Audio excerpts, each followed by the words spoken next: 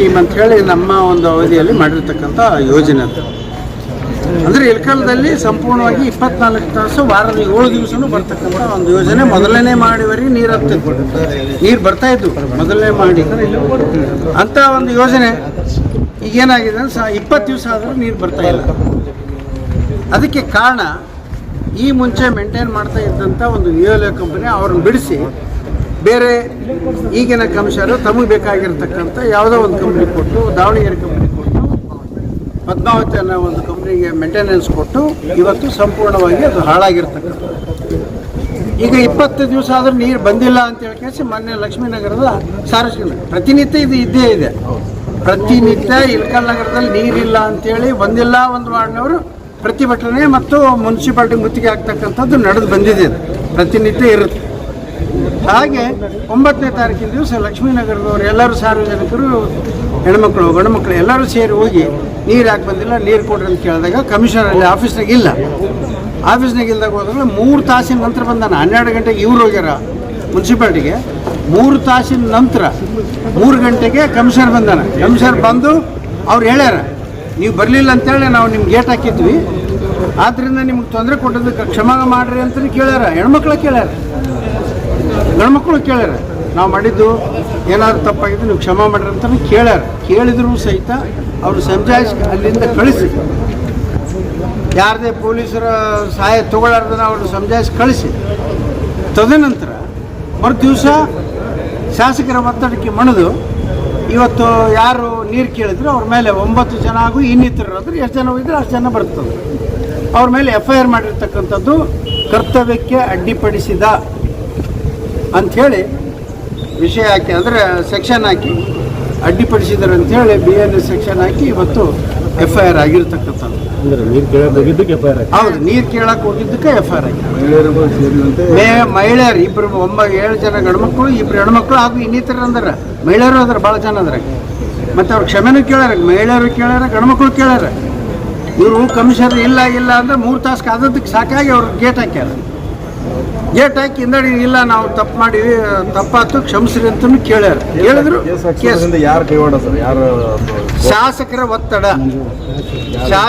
ಒತ್ತಡದಿಂದ ಕಾಶಪ್ಪನವರು ಮತ್ತು ಕ್ಷೇತ್ರ ಶಾಸಕರು ಕಾಶಪ್ಪನವರು ಒತ್ತಡಕ್ಕೆ ಪಡೆದು ಕಮಿಷನರ್ ಕಂಪ್ಲೇಂಟ್ ಕೊಟ್ಟಿದ್ದಾರೆ. PS ಆಗಿ FIR ಮಾಡಿ.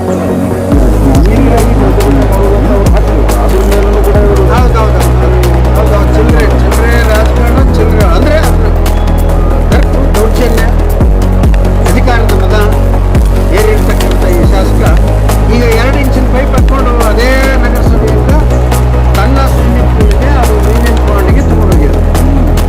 ಈ ಕುಡಿಯೋ ನೀರಿನ, ಸಾರ್ವಜನಿಕ ಕುಡಿಯೋ ನೀರಿನ, ಅದು ಎಲ್ಲಿ ಗ್ರಾಮೀಣ ಪ್ರದೇಶದಲ್ಲಿರ್ತಕ್ಕಂಥ ಗ್ರಾಮ ಪಂಚಾಯತ್ ವ್ಯಾಪ್ತಿಯಲ್ಲಿ ಬರ್ತಕ್ಕಂಥ ರಿಸಾರ್ಟ್, ಫಾರ್ಮ್ ಹೌಸ್ ರಿಸಾರ್ಟ್, ಅಲ್ಲಿಗೆ 2 ಇಂಚಿನ ಪೈಪ್ ಲೈನ್ ತಗೊಂಡೋಗ್ಯಾರ.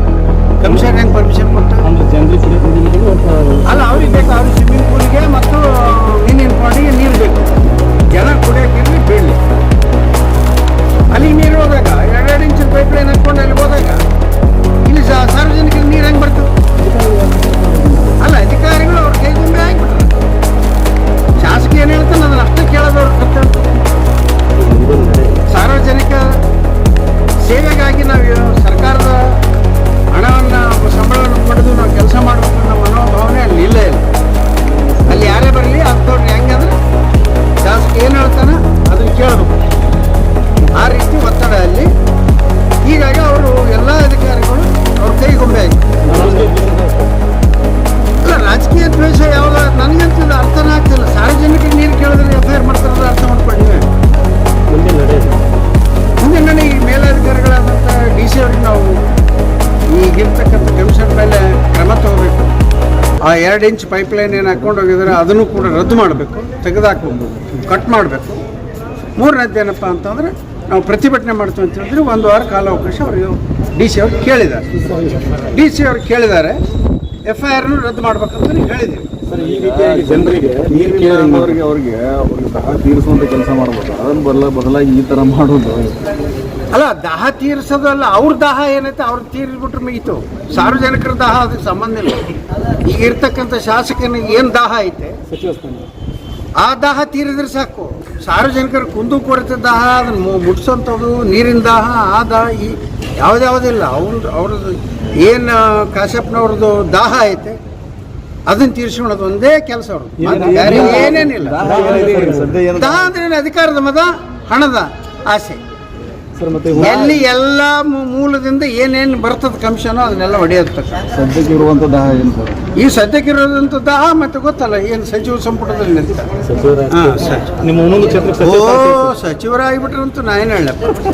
ಈಗ ನಮ್ಮ ಕ್ಷೇತ್ರ ಅಷ್ಟೇ ಹಾಳಾಗೈತಿ, ಇನ್ನು ಇಡೀ ರಾಜ್ಯನ ಹಾಳಾಗ. ಒಂದೊಂದು ಸಚಿವ ಸ್ಥಾನ ಸಿಕ್ಕ ಹೆಮ್ಮೆ ಸರ್.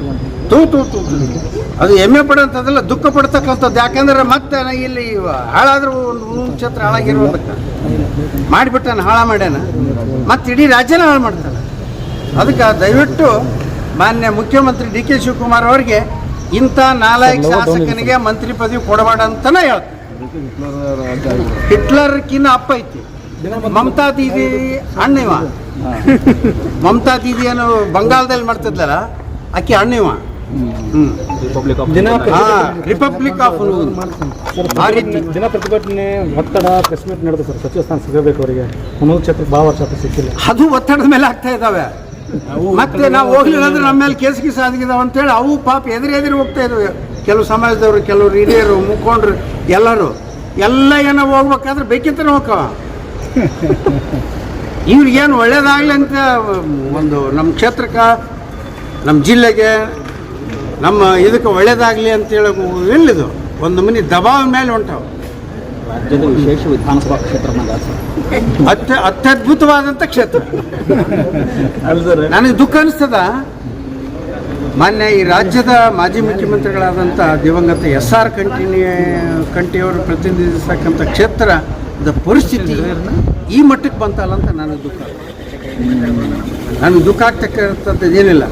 ದಿವಂಗತ SR ಕಂಠಿಯವರು, PM ನಾಡಗೌಡರು ಹೆಂಗಿತ್ತು ಮುಖ್ಯಮಂತ್ರಿ ಸ್ಥಾನ ಕೊಟ್ಟಂತ ಜಿಲ್ಲೆ ಮುಖ್ಯಮಂತ್ರಿ ಇದ್ದಂಥ ಒಂದು ಕ್ಷೇತ್ರ, ಮುಖ್ಯಮಂತ್ರಿ ಕೊಟ್ಟಂಥ ಒಂದು ಕ್ಷೇತ್ರ, ಒಬ್ಬ ಭರತನಿಂದ ಖ್ಯಾತರಾದಂಥ ಸನ್ಮಾನ್ಯ SR ಕಂಠಿಯವರು ಪ್ರತಿನಿಧಿಸಿದಂಥ ಕ್ಷೇತ್ರದಲ್ಲಿ ನಾನು MLA ಆದಾಗ ನಾನು ಹೆಮ್ಮೆ ಪಟ್ಟಿದ್ದೇನೆ. ಆದರೆ ಈ ರೀತಿ ಅಧೋಗತಿಗೆ ಈ ಕ್ಷೇತ್ರ ಓದೋದಕ್ಕೂ ಕೂಡ ದುಃಖ ಆಗ್ತಾ ಇದೆ. ಪ್ರತಿಭಟನೆ ಮಾಡಕ್ಕೆ ಬರೋರು FIR ಹಾಕ್ಸೋಳಗೆ ರೆಡಿಯಾಗಿ ಬರ್ಬೇಕಂದಂಗೆ ಆಗಲಿ. ನಾವಂತೂ ಪ್ರತಿಭಟನೆ ಮಾಡ್ಲಿಕ್ಕೆ ನಮ್ಮವ್ರು ರೆಡಿ ಇದ್ದೀವಿ ನಾವು. ಅವ್ರು ಎಷ್ಟು ಮಂದಿಗೆ ಹಾಕ್ತಾನೆ ಹಾಕಲಿ ನೋಡೋಣ.